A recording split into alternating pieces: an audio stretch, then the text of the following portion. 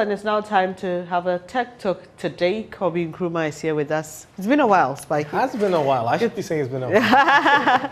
Good to have you. So there's an interesting thing happening in the world of technology. Elon Musk, who is developing cars that can drive themselves without human beings. Now he's opposed to remote working. He wants his workers to come back after COVID. Isn't it interesting? It is. But then again, when you think about it, it's his work is actually very hands-on. It's a factory that they're working. But that's the irony of it. Yeah. So a lot of people would argue that Elon Musk should be pushing for advanced technology to make this possible for people to even work in the factory remotely.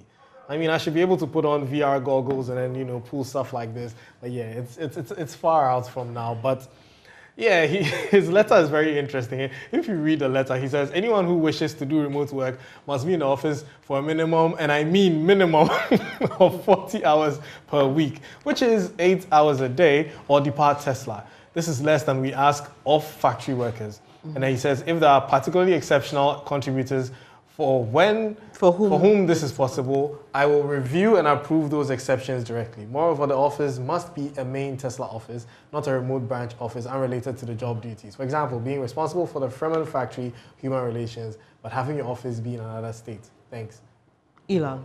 And he did say somewhere that for people who don't want to go by this, they should be pretending to work somewhere else. In other words, come back to work or lose your job. Yeah. Interesting. But there's more happening in the world of technology. On the same tangent, an Apple executive has resigned from Apple because of remote work.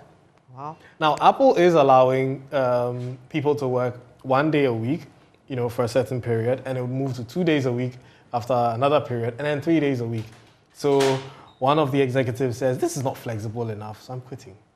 Yes. So he's a director of machine learning, and he quit because he says the company's return to work policy is not flexible enough for him. So I won't do it again.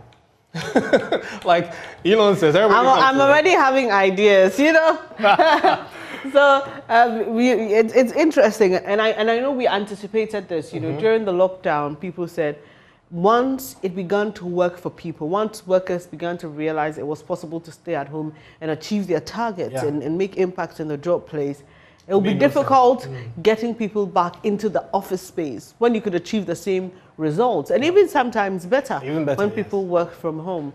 Well, let's just see how it goes. But for people like us, we gotta be here. Yeah, you gotta be here. But I mean, with enough data, these tech companies should be able to tell if remote work is actually helping them or not helping them. So judging from the fact that Apple is not being too flexible means maybe they're facing certain challenges in certain sectors versus others. We've seen companies like Google being more flexible, saying that some departments may not even have to return to work. Airbnb says none of their employees need to be in the office anymore. You can work from anywhere in the world. Yeah, I know you wish you had that, don't you? Just gonna set up some robotized cameras, virtual, studio, everything. I'll be at home. I mean, that's what the metaverse is, promising. So let's. But you have a very imaginative, Yeah. Your imagination is wild. As should be. Your world is wild. Okay, so let's just do one last one and wrap up. So the final one is Sheryl Sandberg, who was the chief operations officer for Meta, that was previously Facebook, the mother company. She's stepping down. Now, this is good news, not good news as in her stepping down, but her position as COO has been very, very, inspirational for women and girls, women in tech and girls all around the world, that they can actually hold huge positions in huge companies, because she was second in command to Mark Zuckerberg.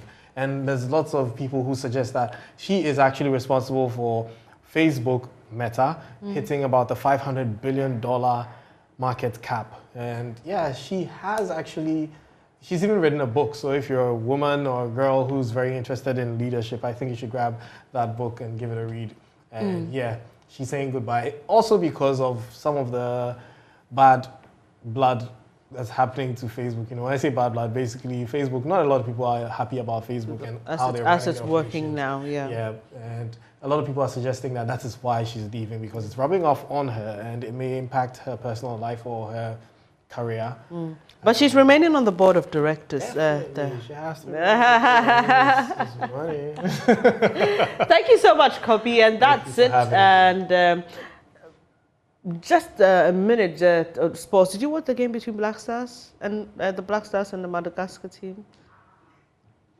I will catch up. Okay, okay, but we're doing well, and there are people who are anticipating better performance from the Black Stars. So let's see how that goes. But that'll be it for this edition of News Desk. Thank you so much for having us. I am Bernice Abubedulansa. He's Kobe Spike in Kruma, and this is Joy News. Independent, fearless, incredible. Do stay. We'll be back at 12 with more news.